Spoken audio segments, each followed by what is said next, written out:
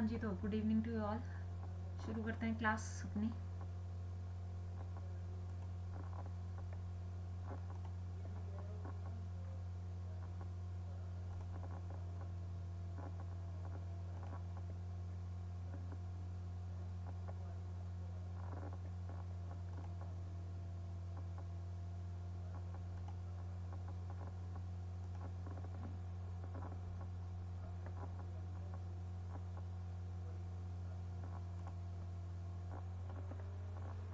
तो कहाँ पे थे हम? थर्मोडायनेमिक्स।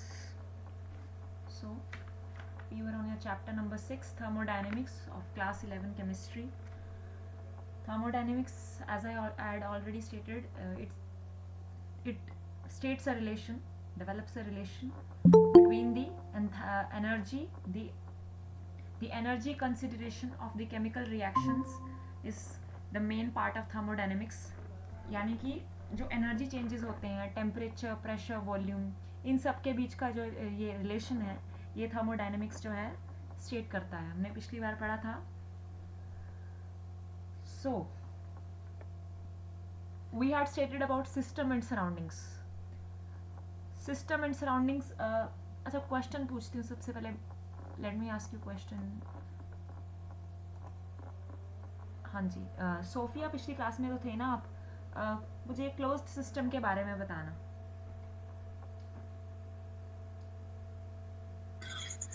मैम, जिसमें एनर्जी चेंज होती है हाँ, एनर्जी चेंजेस तो क्लोज होते हैं ना सिस्टम, केमिकल रिएक्शन में। हाँ, वो ठीक है। और मास चेंज नहीं होता है।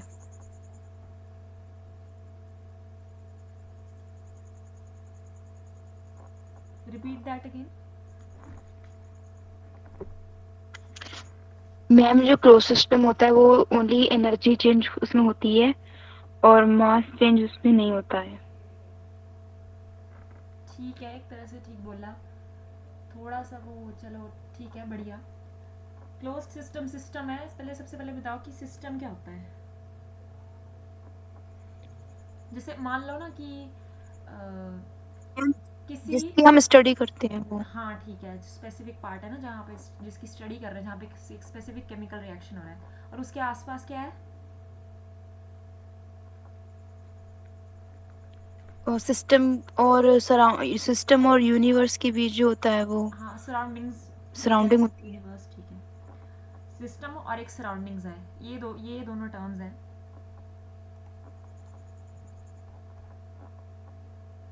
एक है सिस्टम। सिस्टम है जहाँ पे हम जो मेन हमारा कंसर्न है, जहाँ पे हम मेनली फोकस कर रहे हैं, सिस्टम जहाँ पे केमिकल रिएक्शन हो रहा है, उसके आसपास जो भी है वो सराउंडिंग्स है। तीन तरह के सिस्टम है। ये मैं जिससे पूछूंगी वही बताएगा। तीन तरह के सिस्टम है। क्या क्या नाम है? अनुष्का, आप तो थे पिछली क्लास में। तीन तरह के सिस्टम्स का नाम बताना। ओपन सिस्टम, क्लोज सिस्टम और आइसोलेटेड सिस्टम। हाँ ठीक है, बढ़िया, शाबाश। ये न्यू स्टूडेंट है ना, ये आई गुड़िया, गुड़िया यादव। Yes ma'am. हाँ जी बच्चे, ओपन सिस्टम के बारे में बताना।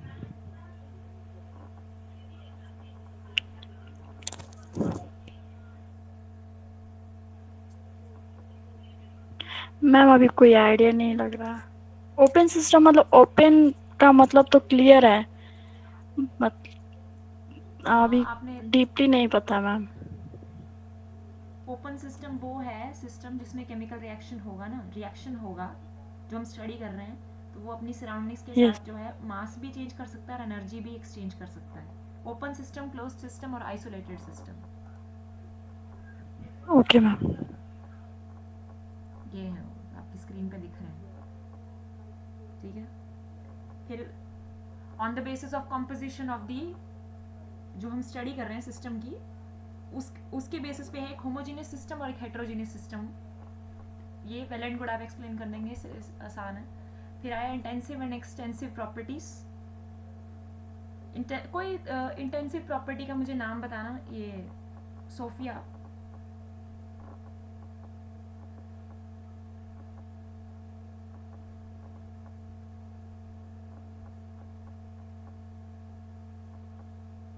किसी इंटेंसिव प्रॉपर्टी का मुझे नाम बताना।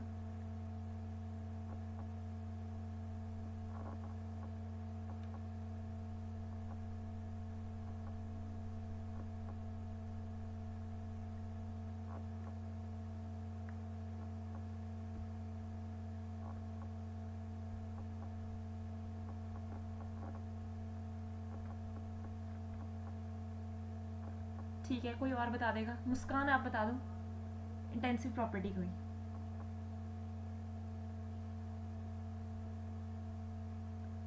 आई थिंक आप कर चुके हैं, 11 तो आप कर ही चुके हैं।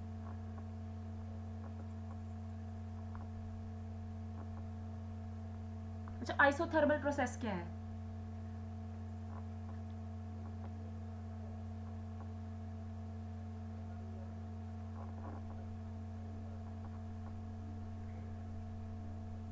अच्छा, बॉयल्स लॉ के बारे में पता है? बॉयल्स लॉ बताना मुझे।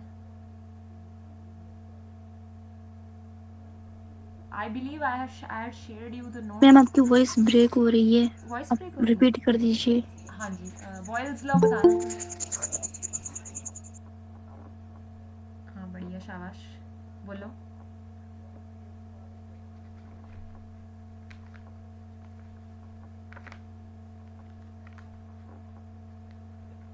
मैम बॉयल्स लॉ जिसमें प्रेशर डायरेक्टली प्रोपोर्शनल होता है, सॉरी इनवर्सली प्रोपोर्शनल होता है वॉल्यूम के, इनवर्सली डायरेक्टली। हाँ ठीक है, पर और आधी चलो ठीक है बता दिया, 75% यू टोल्ड। बाकी का क्या, क्या चीज़ कांस्टेंट रहती है? Ma'am temperature. हाँ, टेम्परेचर कांस्टेंट होता है तो क्या कहते हैं उस रिएक्शन को? वो प्रोसेस क्या, कौन सा? Isothermal process. हाँ ठीक है, शाबाश, वेरी गुड। आइसोथर्मल प्रोसेस है।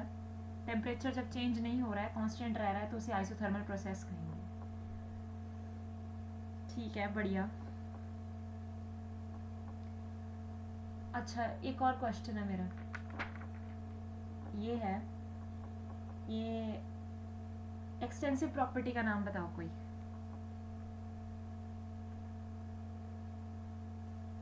हीट। मास, वॉल्यूम, मोल। ठीक है। स्टेट फंक्शन क्या होते हैं?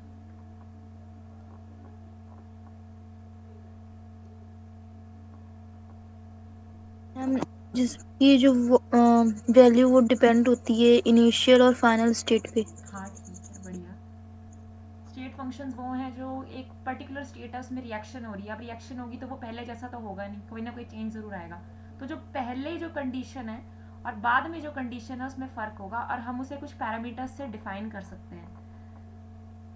ये पैरामीटर्स होंगे जैसे आपका प्रेशर हो गया, वॉल्यूम, वॉल्यूम चेंज होगी, प्रेशर चेंज होगा, एंथैल्पी चेंज होगी, एंथैल्पी मतलब energy, heat, free energy, temperature, internal energy, internal energy change होगी उसकी, एंट्रोपी चेंज होगी, नंबर ऑफ मोल्स चेंज होंगे।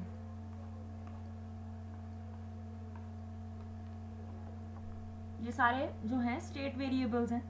स्टेट वेरिएबल, स्टेट फंक्शंस एक ही बात है, या थर्मोडायनेमिक पैरामीटर्स भी बोलते हैं इनको। थर्मोडायनेमिक पैरामीटर्स यही सब चलेंगे, इन सब का ही वही होगा खेल आपके जो आगे पढ़ेंगे इन्हीं से रिलेटेड न्यूमेरिकल्स होंगे।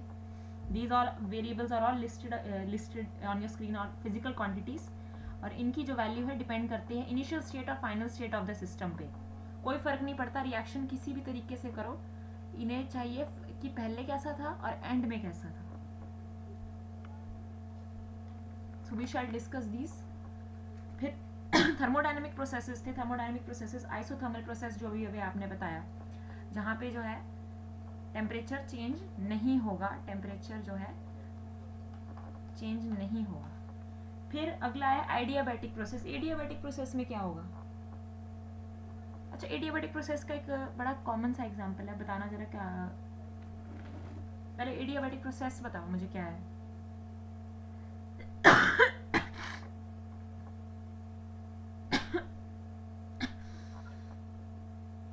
हम एडियाबैटिक सिस्टम है जहाँ पर हीट का ट्रांसफर नहीं होता है सिस्टम से, मतलब सराउंडिंग से। हाँ ठीक है, हीट का ट्रांसफर नहीं होगा, ठीक है, बढ़िया। फिर इसका एक एग्जांपल बता सकते हो, प्रैक्टिकल एग्जांपल रियल लाइफ का।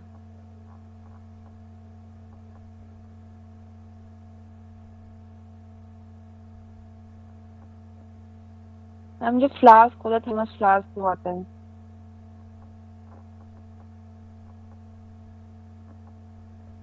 हाँ ठीक है, बढ़िया, शाबाश।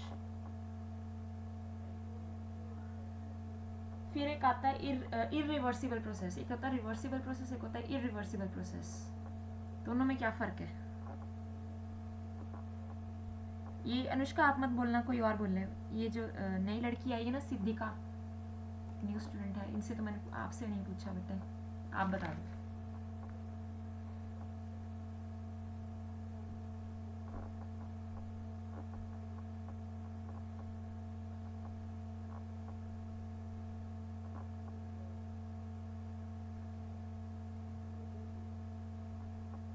हाँ जी, सिद्धिका, सिद्धिका भंडारे नाम है ना आपका बेटा?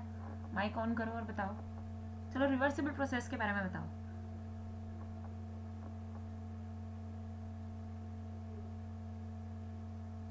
रिवर्सिबल प्रोसेस बेटा वो होता है जिसे, जैसे कोई सिस्टम और सराउंडिंग्स है, रिएक्शन हो रहा है, रिएक्शन ऐसे हो रहा है कि सिस्टम और सराउंडिंग्स जो हैं, जो पहली कंडीशन में थे, बिल्कुल दोबारा से जैसे कोई रिएक्शन हो रहा है।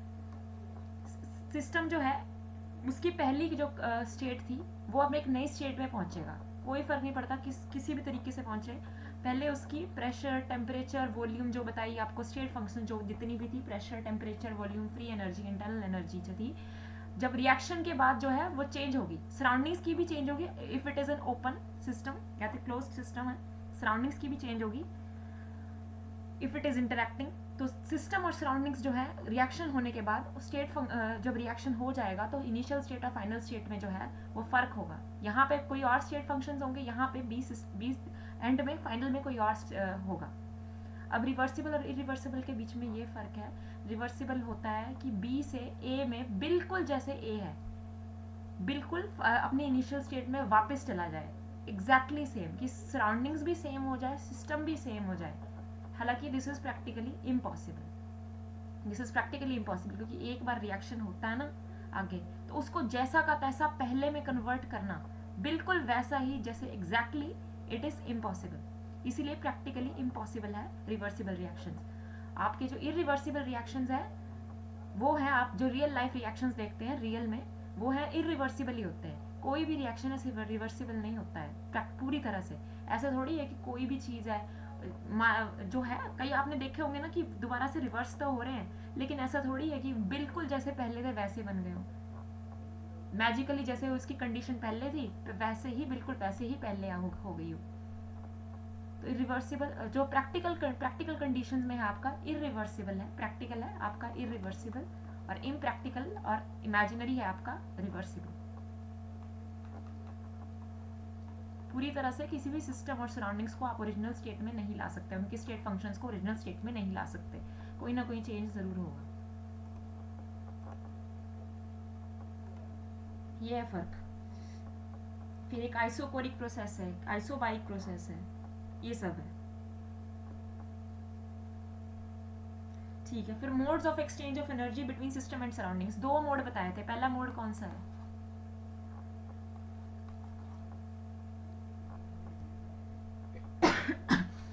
अच्छा,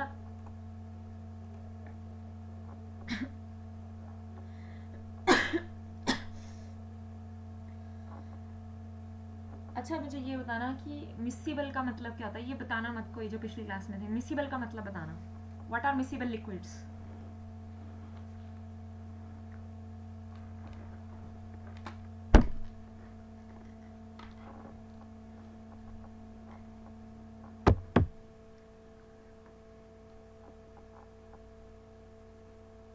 मिसिबल लिक्विड्स के एग्जाम्पल, कोई एग्जाम्पल बताओ मुझे। पहले पहले पहला यही क्वेश्चन है कि मेरा मिसिबल लिक्विड्स क्या होते हैं।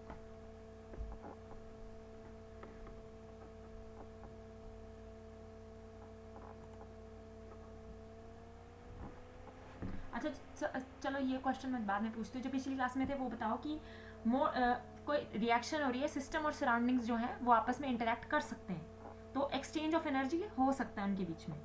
तो बताओ किस फॉर्म में जो है एनर्जी जो है, किन दो फॉर्म्स में जो है एक्सचेंज होगी। पहला क्या था, पिछली बार क्या बताया था?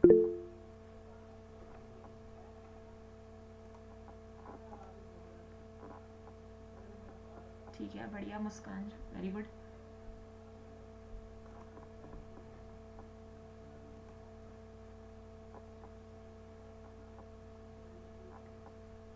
दो बताई थी ये सोफिया, बताना जरा दो जो हैं, आप पिछली क्लास में तो थे। बेटा बताना कि दो जो है ना, जो एक्सचेंज ऑफ एनर्जी का वो जो है, ये क्वेश्चनिंग में आपसे तो कर रही हूँ ना, ताकि थोड़े आप वो रहो ना, थोड़े अवेयर रहो, आपको तो पता लगे कि आप कितना आपको करना चाहिए. Don't get demoralized by this. ऐसे मैं आपको जज नहीं कर रही हूँ, कई बार मेरे से भी मैम हो जाती रिपीट है कर गलती. दिए. हाँ जी सोफिया. मैम रिपीट कर दें एक बार. हाँ जी, दो है ना modes of exchange of energy है सिस्टम से सराउंडिंग्स के बीच में. तो वो दो मोड कौन से हैं?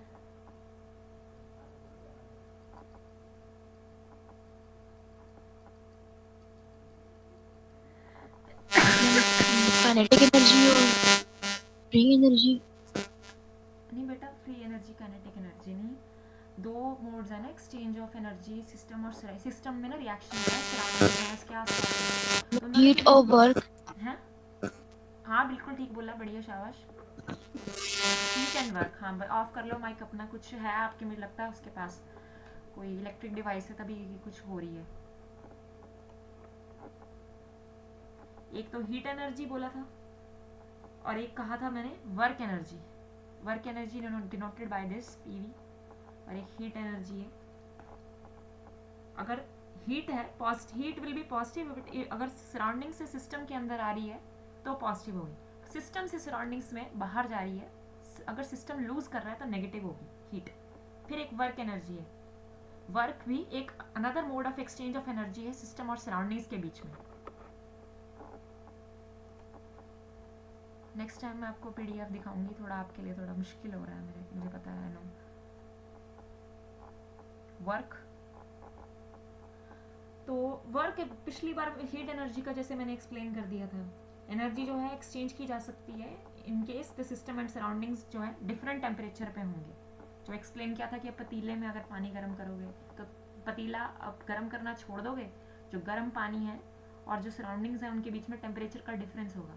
अब जब तक टेम्परेचर दोनों के नॉर्म इक्वली नहीं हो जाते तब तक एक्सचेंज होगा एनर्जी का. यहाँ पे जो है हीट नेगेटिव होगी. क्यों? क्योंकि सिस्टम जो है आपका पतीला जो है ना, वहाँ से जो है सराउंडिंग्स में जा रही है. जितनी भी हवा है जो आप आसपास की जितनी सराउंडिंग्स है नीचे वहाँ पे जा रही है. जब तक है तो उसकी सराउंडिंग्स का टेम्परेचर उस पतीले का टेम्परेचर इक्वल नहीं हो जाता, तब तक जो है हीट फ्लो करती है बाहर तक, बाहर जाएगी, नेगेटिव होगी जब तक. और तब तक है, तभी देखते हो ना कुछ टाइम के बाद आपका पतीला ठंडा हो जाता है. सिमिलरली कोई रखो आप बॉटल रख दो कोई ठंडे पानी की, कुछ टाइम के बाद वो गर्म हो जाती है. यही यहाँ पे पॉजिटिव होगी, अंदर घुसेगी. ठीक है. वर्क एनर्जी, अब यहाँ पे वर्क की बात होगी. मैम आपकी वॉइस कट रही है बेटा, आपकी वॉइस भी बहुत कट रही है.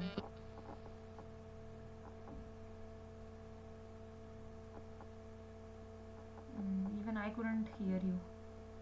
वर्क एनर्जी, वर्क है, it is another mode of exchange of energy between system and surroundings. यही बात याद रखना, दो तरीके के एक्सचेंज है. पहला हीट बोला, दूसरा वर्क एनर्जी बोला. तो वर्क में क्या है? It is another mode of exchange of energy between system and the surroundings. अब दो तरीके के वर्क है. दो तरीके के वर्क होते हैं. एक इलेक्ट्रिकल वर्क है due to movement of charge, electric current, जहाँ पे आयंस या चार्ज पार्टिकल्स मूव करेंगे. और दूसरा मैकेनिकल वर्क है. मैकेनिकल वर्क जिसे हम बोलेंगे प्रेशर वॉल्यूम वर्क.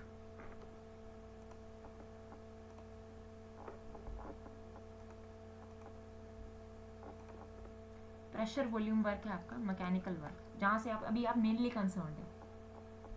ये वो है जो सिस्टम्स है जो रिएक्शन कैरी आउट होगा ना, तो चेंज इन वॉल्यूम होगा. जहाँ पे चेंज इन वॉल्यूम में कुछ ना कुछ चेंज होगा, एक्सपेंशन हो गया, कॉन्ट्रैक्शन होगा under the influence of external pressure. जो है ये सबसे ज्यादा आपके गैसेस में कॉमन है. This is common in gases. Liquids और आपके सॉलिड्स हैं, दे आर मोस्टली इनकम्प्रेसिबल. अच्छा, आपको पिछले 2 चैप्टर समझ में आए हैं कि वो करवा दूं दोबारा से? करने चाहिए वो हमें दोबारा से, जो आपके जो छूट गए हैं, जो मैंने आपको नोट्स दिए थे.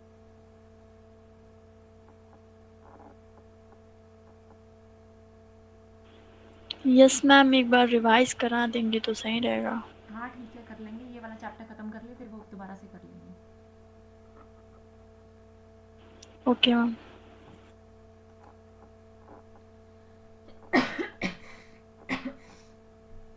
अब ये है, क्या बोला मैंने कि जो इन सिस्टम्स में वॉल्यूम्स का जो है चेंज होगा, एक्सटर्नल प्रेशर जैसे अप्लाई किया तो वॉल्यूम्स जो है प्रेशर की वजह से जो है सिस्टम एक्सपैंड होगा, या इंटरनल प्रेशर की वजह से सिस्टम एक्सपैंड होगा, या फिर एक्सटर्नल प्रेशर की वजह से सिस्टम कॉन्ट्रैक्ट होगा, तो वहाँ पर भी कुछ ना कुछ काम किया जाएगा। There will be some work done and that work will be mechanical work, that is denoted by PV।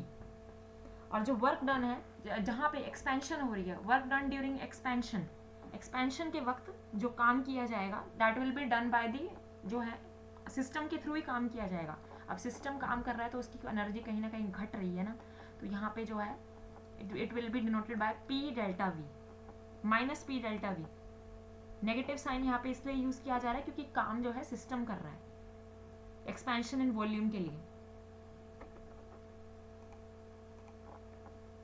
ये माइनस P डेल्टा V कैसे आया? अब सोच लो कि मान लो कि कोई आइडियल गैस है। आइडियल गैस कौन सी होती है बताना?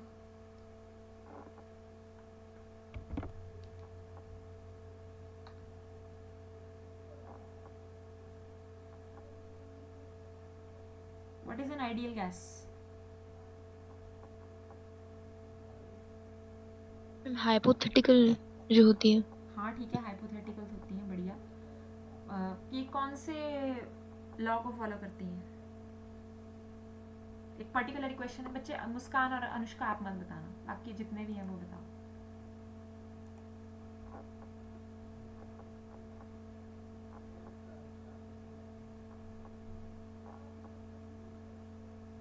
Ideal gas law, what is ideal gas law?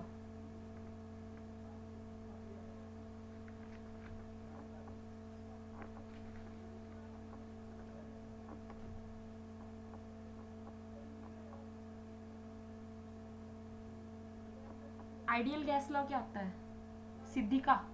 Siddhika भंडारे, बेटा एक इस क्वेश्चन का जवाब दो। आइडियल गैस लॉ क्या होता है? ये तो आना चाहिए if you have studied in, अगर आप कभी कॉलेज कर रहे हैं, आपने +1 कर लिया तो ये तो पढ़ा ही होगा। तो सबसे पहले तो आपकी आइडियल गैस एक इमेजिनरी गैस होती है। कोई भी गैस है, जैसे कोई भी इंसान है परफेक्ट नहीं होता, कोई भी गैस, सिमिलरली गैसेस के लिए भी रूल अप्लाई होता है, कोई भी गैस है परफेक्ट नहीं होती, इमेजिनरी गैस है। It is composed of a set of randomly moving particles जो कि आपस में एक दूसरे के साथ इंटरैक्ट नहीं करते, और वो एक पर्टिकुलर लॉ को ओबे करते हैं। वो लॉ है, क्या है वो लॉ?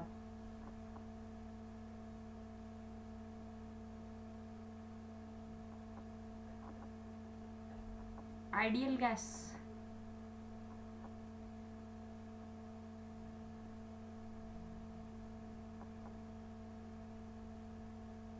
जो आपकी आइडियल गैसेस है ना, आइडियल गैस और रियल गैस में क्या फर्क है? जो आपकी आइडियल गैसेस हैं, एक होती है आइडियल गैस, एक होती है real gas. Definitely ideal gases imaginary है, real gases practical real life में। जो आइडियल गैसेस हैं आपकी, उनमें कोई आपस में इंटरेक्शन ही नहीं होता। पार्टिकल्स के जो हैं उनके बीच में आपस में कोई इंटरेक्शन नहीं है, नो इंटरेक्शन। लेकिन यहाँ पे रियल गैसेस में there is interaction, there is an interaction.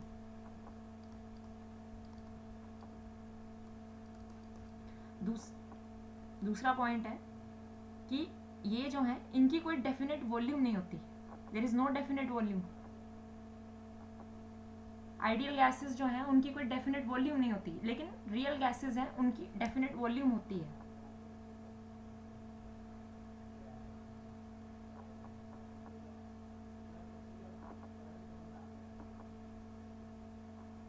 Just a second बेटा।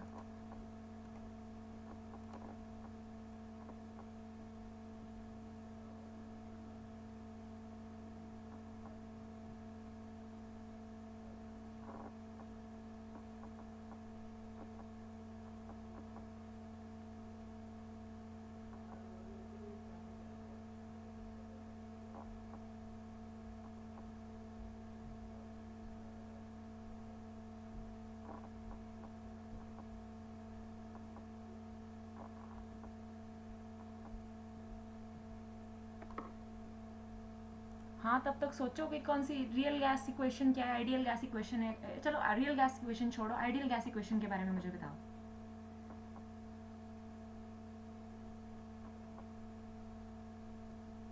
Ma'am PV is equal to nRT। हाँ ठीक है, बढ़िया। ये जो है आपकी आइडियल गैसेस हैं, ये इस लॉ को ओबे करती हैं under all conditions of temperature and pressure. PV is equal to nRT। ये जो है अंडर ऑल कंडीशंस जो है इस लॉ को ओबे करती हैं। आपकी जो आइडियल गैसेस हैं उनकी जो है ना वॉल्यूम जो है occupied by molecules, it is negligible as compare to the total volume occupied by the gas. पूरी गैस को कंपेयर करोगे और आइडियल गैस के जो पार्टिकल्स हैं उन्हें कंपेयर करोगे, उनकी वॉल्यूम को कंपेयर करोगे, volume occupied by the molecules is negligible as compare to the total volume of the gas. Molecules is negligible, कोई कंपैरिजन नहीं है, it is negligible as compare to the total volume of the gas.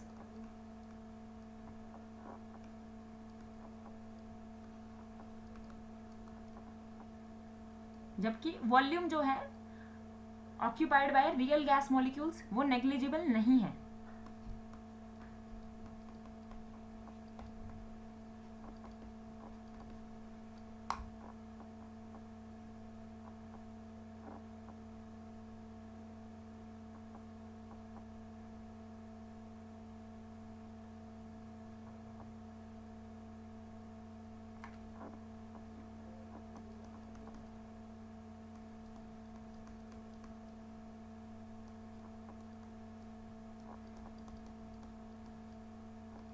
ये है आपका जो P plus a n by v square, V minus n b is equal to nRT।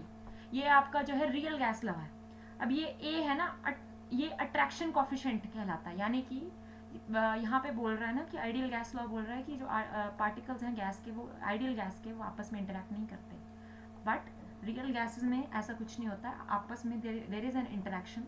वहाँ पे intermolecular एक उनके बीच में इंटरेक्शन है। अब उसको डिनोट करने के लिए ये फैक्टर जो है, इस फैक्टर A को लाया गया है। अब ये B है, वॉल्यूम कॉफिशिएंट है।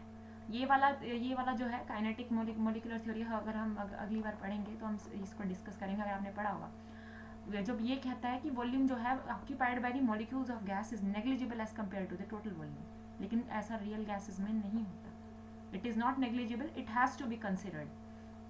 तो ये उसके लिए फैक्टर है V minus n B.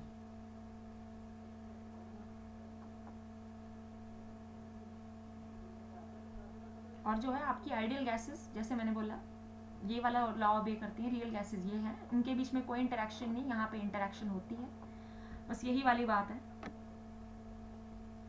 Wander Waals equation भी बोलते हैं इसको, van der Waals equation, P plus a n by v square, V minus n b is equal to nRT। चलो ये तो गैस वाले स्टेट्स ऑफ मैटर वाले चैप्टर की बात हो गई। ठीक है, कौन सा अभी क्या बोला मैंने, ये सिद्धि का कौन सा लॉ बोला मैंने, जो आइडियल गैसेस ओबे करती है, कौन सा लॉ बोला मैंने? जस्ट अभी अगर आप क्लास में प्रेजेंट हो बेटा, एक जवाब दे दो।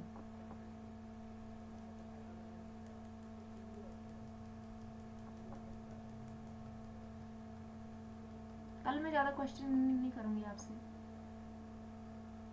बिकॉज आई थिंक क्लास में टाइम बड़ा वो होता है।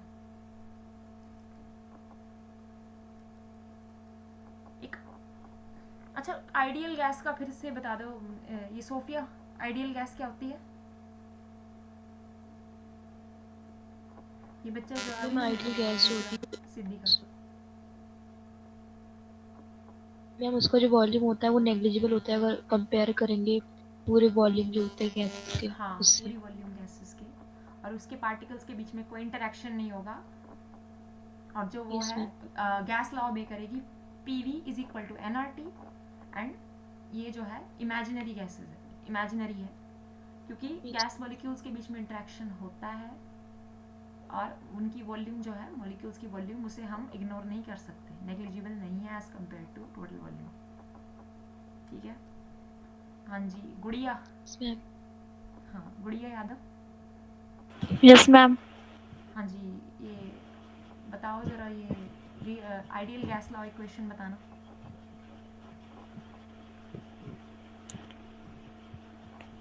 Ma'am van der Waals law equation. नहीं नहीं नहीं, वैंडर वॉल्स तो वो रियल वाली गैस इक्वेशन हो गई ना, वैंडर वॉल्स इक्वेशन दूसरी हो गई।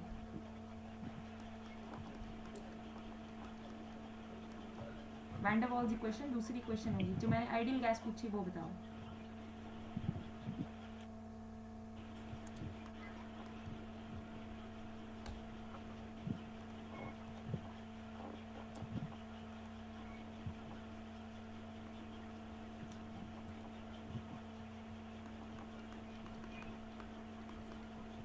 आपकी आइडियल गैसेस ये रहा ओबे करती हैं, बट ये है n² by v², v minus nb is equal to nr into temperature, and your temperature is in Kelvin। ये जो है वैल्यू ए और बी की वैल्यू डिपेंड करती है आप कौन सी गैस ले रहे हो। अट्रैक्शन कॉफिशिएंट है ये बी है वॉल्यूम कॉफिशिएंट।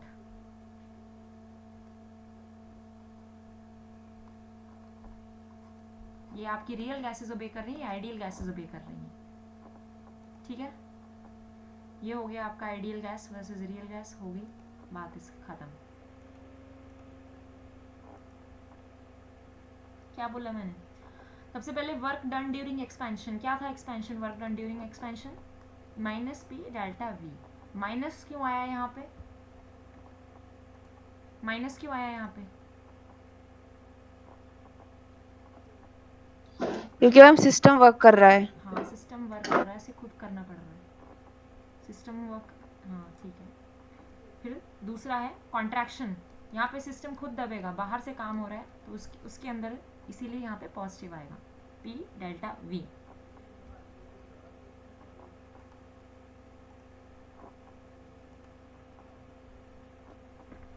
अब ये एक्सपेंशन के लिए माइनस पी डेल्टा वी क्यों है?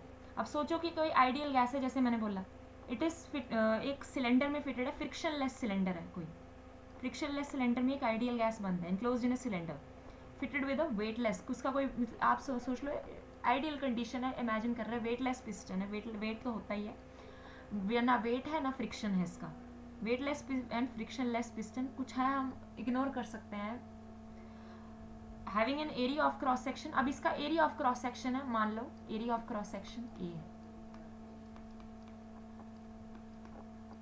इस पिस्टन का, यानी कि सिलेंडर का क्रॉस सेक्शन है ए। अब V है, let V be the volume of the gas enclosed, volume of gas enclosed.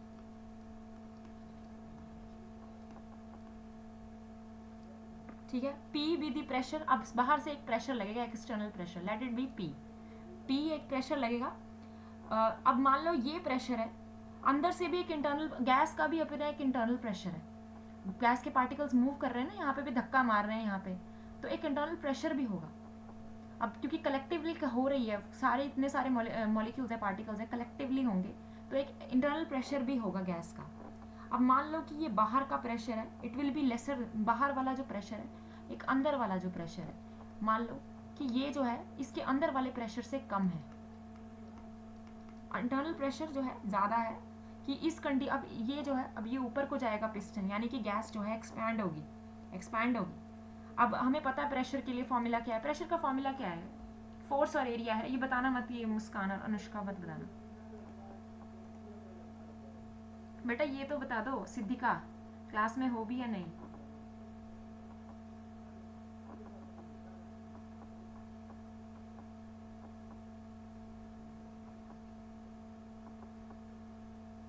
गुड़िया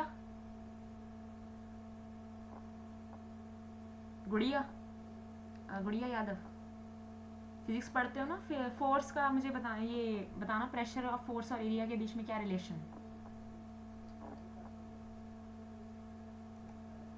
अब आपको पता है कि प्रेशर जो है फोर्स अपॉन एरिया, ये इस तरीके से है।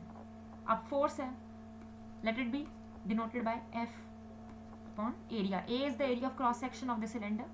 अब यहाँ पे जो फोर्स लगा, बाहर की तरफ जो फोर्स लगा ना प्रेशर की वजह से, इंटरनल प्रेशर की वजह से, अब हम इसे ले लेंगे P इंटू ए। अब सोचो कि एक्सपेंशन की वजह से पिस्टन जो है ऊपर को मूव किया। अब मान लो कि पिस्टन जो है बहुत ही मिनिमल डिस्टेंस पे मूव किया, वो मिनिमल डिस्टेंस होगा dl। एक पिस्टन जो है ऊपर की तरफ उठा। अब मान लो छोटे से बहुत छोटा डिस्टेंस है dl, it is moving through minimum distance dl। अब वो छोटा सा काम जो किया गया, स्मॉल वर्क डन, अब यहाँ पे काम कौन कर रहा है? गैस ही कर रही है। अब ये जो है इसके इंटरनल एनर्जी लग रही है ना उसकी इंटरनल प्रेशर की वजह से। अब यहाँ पे काम हो रहा है, गैस कर रही है।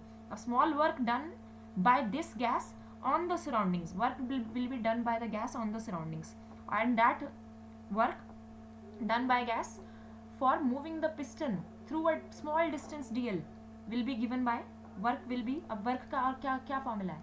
force into distance, force into distance, force into distance होगा। अब स्मॉल वर्क किया गया है क्योंकि छोटा सा डिस्टेंस है ना, इसलिए हमने इसे dw लिख दिया। Small work that will be done will be denoted by, अब यहाँ पे फोर्स है, फोर्स का क्या फॉर्मूला निकाला ऊपर? P इंटू ए। इसे यहाँ पे पुट कर दो, ये है यहाँ डाला, इसे यहाँ पे पुट कर दो, P into A into D L, P into minus P into A into D L. Minus का निशान अभी बता दिया है आपको, बार बार इसलिए लगाया। अब आपको यहाँ पे बताओ आगे क्या होगा? A इंटू डी एल, इसको क्या बोलेंगे? Area into D l, length into length into length, volume. अब एरिया एल स्क्वायर है ना, लेंथ स्क्वायर डी एल।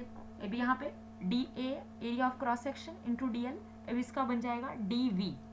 ये ऑटोमेटिकली कन्वर्ट हो जाएगा, ए इंटू डी एल जो होगा that will be minus p into d v. डी वी क्यों है? क्योंकि छोटे डिस्टेंस की बात हो रही है। अब इसको हम वो कर देंगे, इंटीग्रेट कर देंगे।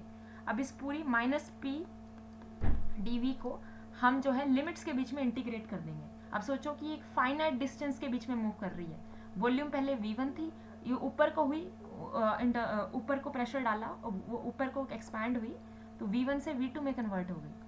तो इससे क्या आया? अब यहाँ पे माइनस साइन है तो क्या निकल आया? Minus P delta V, V2 minus V1 आया ना, minus P V2 minus V1 minus V1 delta V। ये आपने फिजिक्स में पढ़ा होगा। ये हो गया आपका work done during expansion, that will be this, work done during expansion minus P delta V on moving from V1 distance V1 to V2। अभी आपके थोड़ा सा हॉच पॉच लग रहा होगा ना, आपको मैं क्लियर कट दिखा दूंगी नेक्स्ट टाइम, कल डेफिनेटली। अब कॉन्ट्रैक्शन का क्या? और कॉन्ट्रैक्शन वही उल्टा, एक्सपेंशन में minus p delta v, contraction में उल्टा p delta v. There will be no negative sign क्योंकि सिस्टम के ऊपर ही काम किया जा रहा है। अब आयुपेक कन्वेंशंस के हिसाब से, लेकिन आयुपेक कन्वेंशंस के हिसाब से जो सिस्टम काम कर रहा है, work done by the system in expansion is negative, हाँ सही है, और work done on the system in contraction is positive according to IUPAC convention. ये याद रखना। अब एक दूसरी चीज करेंगे, work done in isothermal and reversible expansion of an ideal gas. अब रिवर्सिबल एक्सपेंशन है, अब यहाँ पे रिवर्सिबल का फिर से बताना मुझे, क्वेश्चन ही क्वेश्चन हो रहे हैं आज तो। एक लड़की ने क्लास लीव कर दी, कोई बात नहीं, क्वेश्चनिंग बहुत हो रही है आज तो। रिवर्सिबल के बारे में बताना मुझे, ये अनुष्का और ये आप मत बोलना, गुड़िया। रिवर्सिबल प्रोसेस कौन से होते हैं? मैंने अभी क्लास की शुरुआत में आपको बताया था, सिस्टम और सराउंडिंग्स के कंटेक्स्ट में बताओ।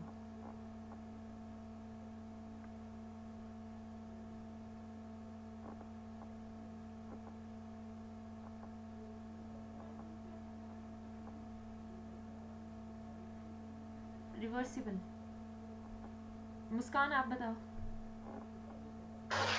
मैम जो अपनी स्टेट में वापस आ जाते हैं। हाँ, रिएक्शन हो रहा है ना, सिस्टम और सराउंडिंग्स में चेंज होगा। अब रिवर्सिबल में क्या होगा? बिल्कुल वैसा एग्जैक्ट सेम कंडीशन में सिस्टम और सराउंडिंग्स जो है बदल जाएंगे, मतलब वही दोबारा से। अब बोलते हैं ना जो बदल गया है वो वापस वैसा नहीं हो सकता। रिवर्सिबल के कंडीशन में केस में यही है। आपके रिएक्शंस जो है वो रिवर्सिबल ही होते हैं, एग्जैक्ट रिवर्सिबल कोई नहीं होता, ठीक है। अब यहाँ पे मैं बात करूंगी work done in isothermal and reversible expansion of ideal gas. ये इसी जो है मैंने जो कराया ना अभी ये गैस वाला, इसके अंडर एक छोटा सा केस है, एक छोटा सा केस है इसके अंदर। अच्छा, हीट और वर्क का मुझे यूनिट बताओगे कोई?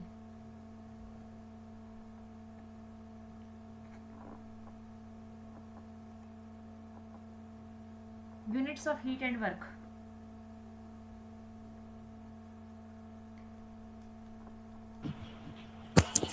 मैम वर्क का जूल होता है। हाँ ठीक है, हीट का?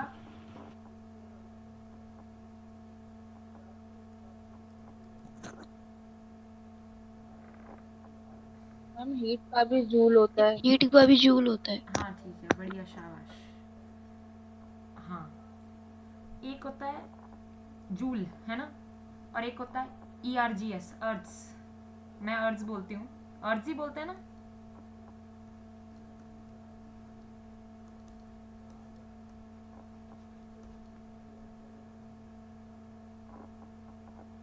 fill in the blank.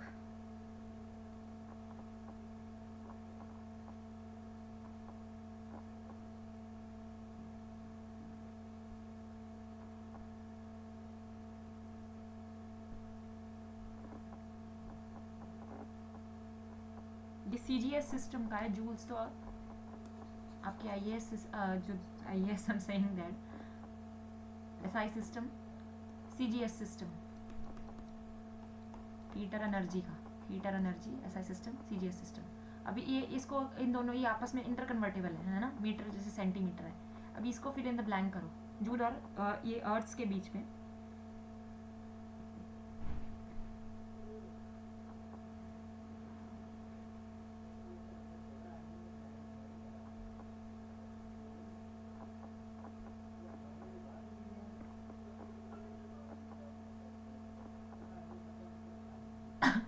अच्छा, calorie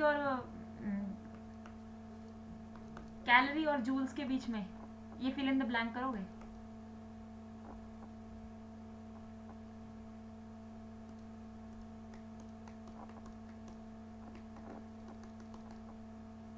one joule is equal to how many अर्ब्स?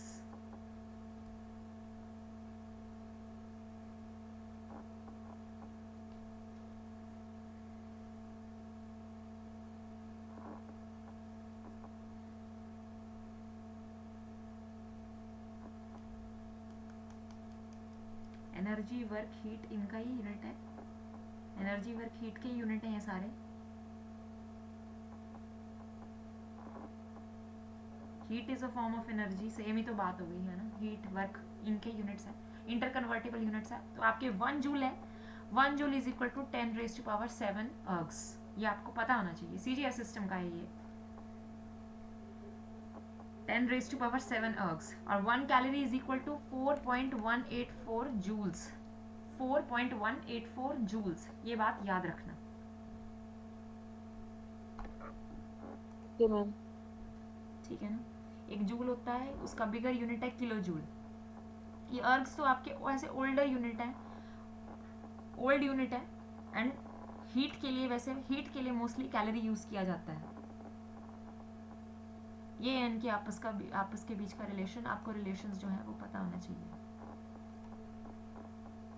तो क्या बोला था मैंने, वही जो अभी कराया, इसका एक स्पेशल केस है, इसके बाद मैं क्लास ओवर करूंगी।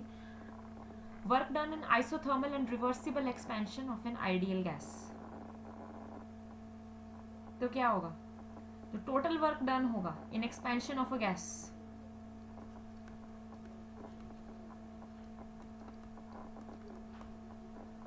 आइसोथर्मल मतलब कांस्टेंट टेम्परेचर, टेम्परेचर कांस्टेंट कर दिया। अभी जो हमने जो एक्सपेंशन किया ना, एक्सपेंशन की गैस की, अब यहाँ पे हम गैस जो इनक्लोज करेंगे, आइडियल गैस ही इनक्लोज करी थी, पिछली बार भी आइडियल गैस ही इनक्लोज करी थी, अभी भी वही करेंगे।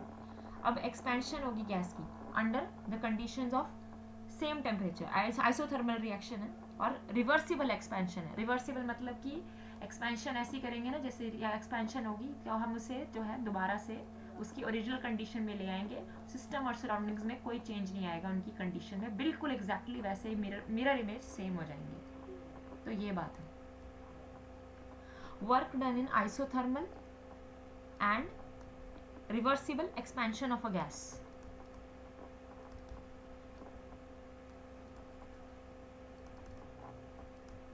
ऑफ एन आइडियल गैस, इसके लिए एक इक्वेशन है वो आपको याद होनी चाहिए। तो क्या है, वही जो अभी हमें आपने पढ़ा उसको याद करो। Total work done in expansion of a gas from initial volume V1 to final volume V2। एक टोटल वर्क डन है, अब यहाँ पे छोटा काम नहीं कर रहे। अब यहाँ पिछली बार हमने एक डिस्टेंस dl से किया था, अब सोचो एक फाइनाइट डिस्टेंस पे वर्क हो रहा है, फाइनाइट डिस्टेंस पे वर्क हो रहा है ना। अब हमने इसे इंटीग्रेट किया तो हमने इसे लिमिट्स के बीच में डाला, तो हम कहाँ पहुंचे थे, लिमिट्स V1 से लेके V2 तक, PdV। ये आपको अभी स्टेप्स याद होंगे ना जो अभी किया। अब हमने क्या लिखा, integrating this PdV between V1 and V2, यानी कि एक एक्सपेंशन हुई गैस की, गैस एक्सपैंड हुई from finite volume V1 to V2। इन दोनों लिमिट्स के बीच में हमने इसे इंटीग्रेट किया, इस इक्वेशन को हमने इंटीग्रेट किया। अब एज यू नो कि यहाँ पे आइडियल गैस हमने डाली हुई है। अब आइडियल गैस कौन सी इक्वेशन ओबे कर रही है, PV is equal to nRT, PV is equal to nRT। अब हम V को नीचे ले जाएंगे, यहाँ पे V को इसके नीचे ले जाएंगे, nRT by V, P is equal to nRT by V। अब हम इसके अंदर जो है इसे पुट कर देंगे, nRT by V by into DV, इसे इंटीग्रेट करेंगे।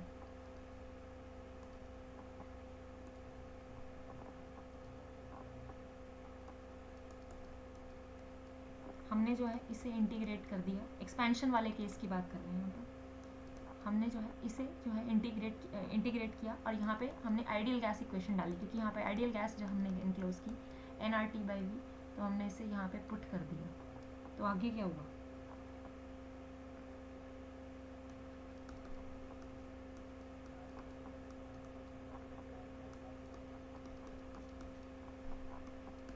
ये इंटीग्रेशन और ये इंटीग्रेशन डिफरेंशिएशन, ये ना मैथ्स में स्टडी करना, मैथमेटिक्स की किताब है वो ले लेना 11th की, इंटीग्रेशन, और ये आपको आने चाहिए। अगर आप मेडिकल स्टूडेंट्स हैं ना, वैसे कई दिक्कत बड़ी होती है, ये मैथ्स ना रखो। वैसे मेरे हिसाब से तो होना चाहिए maths if you are picking physics और केमिस्ट्री। तो क्या है, अब ये यहाँ पे हमने पुट कर दिया ऐसे। अब हमने इसे इस तरीके से हम इंटीग्रेट करेंगे तो क्या होगा, अब nRT, अब यहाँ पे हम कांस्टेंट टर्म्स को बाहर निकाल देंगे, क्योंकि कांस्टेंट हम यहाँ पे इनके अंदर वही डालेंगे जो है चेंज हो रही हैं, जो टर्म्स चेंज हो रहे हैं वही इसके अंदर डाले जाएंगे, जो कांस्टेंट टर्म्स है वो बाहर निकाले जाएंगे। तो ये nRT बाहर निकाला जाएगा, माइनस nRT, तो ये इस तरीके से हो जाएगी। अब ये आपने पढ़ा होगा ना, log V आएगा, log V, तो इक्वेशन जाके एंड में ऐसे हो जाएगी, minus nRT, at the end the result will be like this.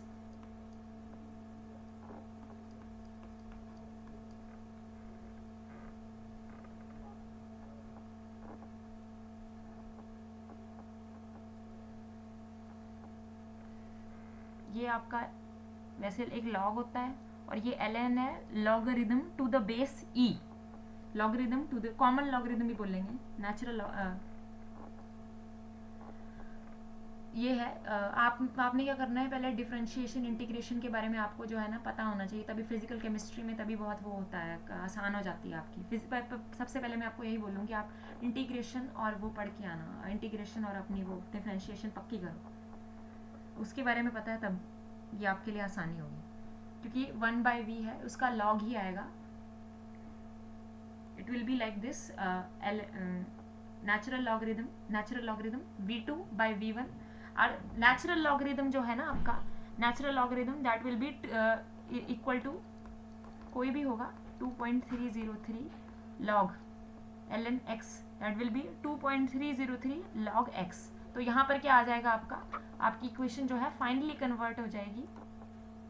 क्या आया था आपका, 2.303 nRT log v2 by v1, ये होगा आपका work done during isothermal and reversible expansion of an ideal gas, ये होगा आपका, ये इक्वेशन होगी आपकी, ये याद रखनी है आपने, -2.303 nRT log V2 by V1। अब आपको बॉयल्स लॉ पता है, बॉयल्स लॉ है ना, आइसोथर्मल, अब आइसोथर्मल एक्सपेंशन हो रही है यहाँ पे, आइसोथर्मल मतलब कि टेम्परेचर में कोई चेंज नहीं होगा, टेम्परेचर कांस्टेंट है आपका। अब टेम्परेचर कांस्टेंट है according to Boyle's law, volume is inversely proportional to pressure, यानी कि V1 by V2 is equal to P2 by P1। तो यहाँ पे इसकी जगह आप P1 by P2 डाल दो, वो भी सही होगा। -2.303 nRT, यहाँ पे आप इसे इसकी जगह ये डाल दो, -2.303 nRT log P1 by P2 आएगा यहाँ पे, यहाँ V2 by V1 है ना, तो उल्टा हो जाएगा P1 by P2, और आप इसे, इसका नेगेटिव साइन हटा देंगे तो वो है रिवर्स में आ जाएगा, जैसे कि यहाँ पे -2.303 nRT log V2 by V1।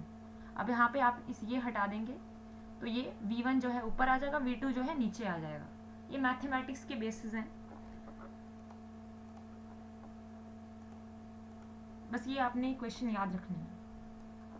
Work done during isothermal and reversible expansion of gas -2.303 nRT log V2 by V1, otherwise negative sign हटा दो, 2.303 nRT log V1 by V2, इसकी जगह आप P1 by P2 भी पुट कर सकते हैं, P2 by P1 आपका बॉयल्स लॉ है ना, उसके हिसाब से। बाकी हीट और वर्क का मैंने आपको यूनिट बता दिया। अभी की क्लास ओवर करते हैं, थैंक यू सो मच। कल मैं आपसे ज़्यादा क्वेश्चन नहीं करूँगी, सॉरी फॉर दैट आज के लिए। Thank you so much, you can leave now, good night.